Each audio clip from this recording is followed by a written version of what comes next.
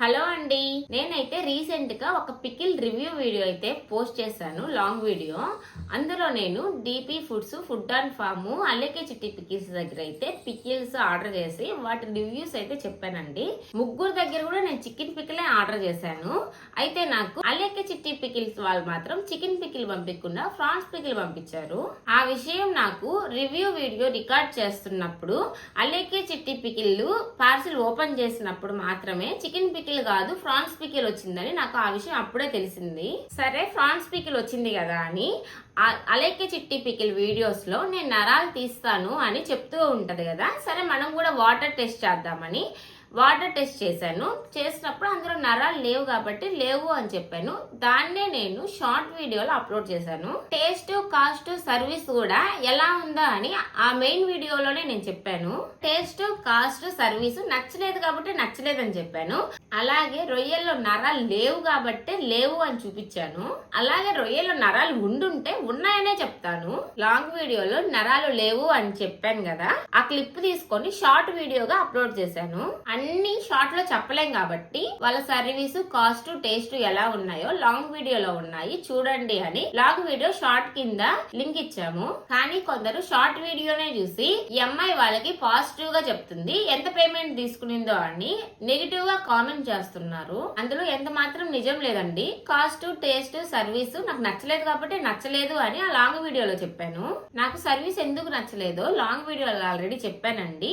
ఇప్పుడు కూడా నాకు ఎందుకు నచ్చలేదో మీకు చూపిస్తాను. అల్లకే చిట్టి పికిల్స్ వాళ్ళకి నేను 14 మార్చ్ అయితే హాయ్ అని పెట్టానండి. హాయ్ అని పెట్టగానే ఇలా వాళ్ళ దగ్గర ఉన్న ఐటమ్స్ అన్ని మెసేజ్ వచ్చేసింది.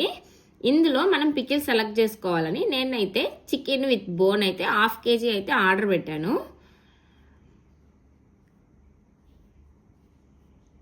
ఆర్డర్ పెట్టిన తర్వాత వాళ్ళు 650 ప్లస్ షిప్పింగ్ ఛార్జెస్ 250 వేశారు. టోటల్గా 900 అమౌంట్ పే చేయమని క్యూఆర్ కోడ్ అయితే పెట్టారండి. నేనైతే వీటికి అమౌంట్ అయితే పే చేశాను. పే చేసిన తర్వాత వాళ్ళు ఈవినింగ్ కల్లా డిస్పాచ్ చేస్తామన్నారు. ఇప్పుడు రాజమండ్రి నుంచి మేమున్న ప్లేస్ కి 60 కిలోమీటర్స్ మాత్రమే అండి డిస్టెన్స్. 2 days లో వచ్చేస్తుంది కదా అని వెయిట్ చేస్తూ ఉన్నాను. ఇంకా రాలేదని 4 రోజుల తర్వాత 18th March వాళ్ళకి మెసేజ్ చేశానండి. కానీ రిప్లై లేదు. తర్వాత 19th March వాళ్ళకి వాయిస్ కాల్ చేశాను.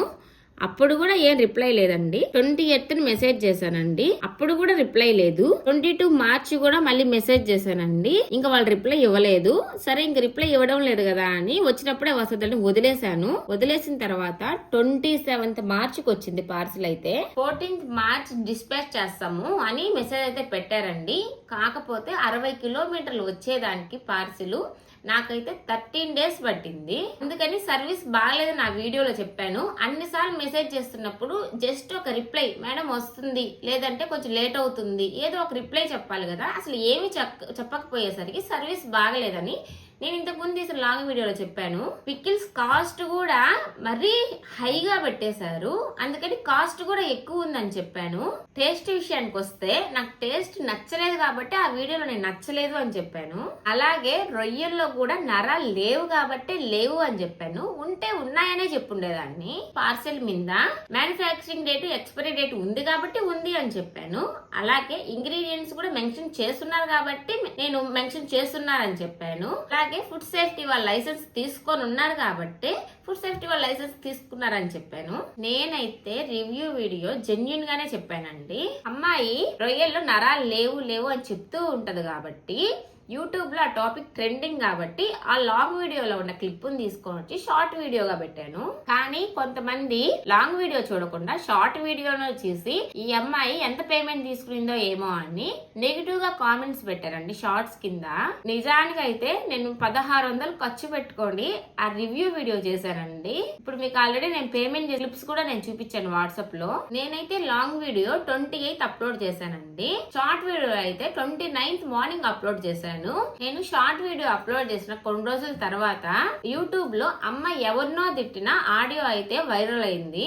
ఆ ఆడియో క్లిప్ వైరల్ అయిన తర్వాత ఈ వీడియో చూసిన వాళ్ళు ఈ అమ్మాయి ఇంకా అమ్మాయికి పాజిటివ్ గా చెప్తుంది అని నెగిటివ్ కామెంట్స్ పెడుతున్నారు. అందులో ఎంత మాత్రం నిజం లేదండి. లాంగ్ వీడియోలో ఆ రొయ్యల్లో నరాలు తీసిన టాపిక్ ట్రెండింగ్ కాబట్టి ఆ నరాలు తీస్తున్న క్లిప్ వరకు తీసి షార్ట్ వీడియోగా పెట్టాను, అంతేగాని అమ్మాయికి ఏదో పాజిటివ్ గా చెప్పాలని కాదు, అమ్మాయికి ఏదైనా ఫేవర్ చేయాలని కూడా కాదండి. మీకు లాంగ్ వీడియో పూర్తిగా చూస్తే అర్థమవుతుంది. ఇదండి జరిగిందైతే, మీరందరూ అర్థం చేసుకుంటారని ఆశిస్తున్నాను. Thank you.